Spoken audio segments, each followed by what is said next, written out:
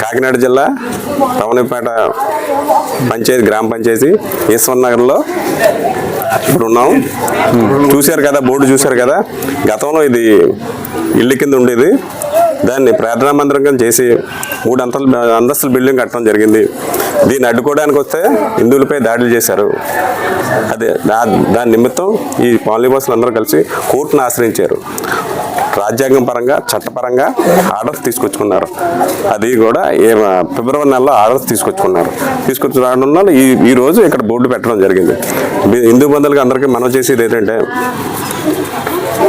Unauthorised church కానీ ఈ దేశంలో కానీ ఈ రాష్ట్రంలో కానీ ఎక్కడున్నా దానికి రాజ్యాంగపరమైన హక్కులతో మనం కోర్టుకు వెళ్ళొచ్చు.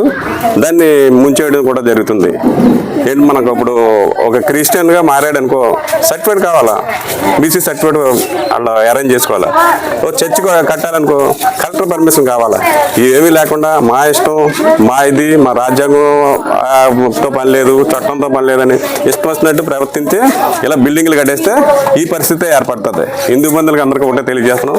ఇలా ఎక్కడైనా అనాథరైజ్డ్ చర్చ్ ఉంటే, అనాథరైజ్డ్ ప్రార్థనలు జరుగుతుంటే మమ్మల్ని సంప్రదించండి. మేము తగిన చర్య తీసుకుని కోర్టు నుంచి ఆర్డర్ కూడా తెస్తాం మీ సహాయ సహకారాలతో. దాన్ని ఆ చర్చిని ముంచేయడం జరుగుతుంది. మనం చేస్తున్నాం. ఎవరికైనా అనాథరైజ్డ్ చర్చ్ కానీ అనాథరైజ్డ్ ప్రార్థనలు కానీ చేస్తే మర్యాదగా ఉండదు. రాజ్యాంగపరంగా చట్టపరంగా చర్యలు తీసుకుంటాం. తోలు తీసే పరిస్థితి కూడా వస్తుందని మేము అందరికీ అన్ని మతస్థులకు అందరికీ ఒకటే హెచ్చరిస్తున్నాం.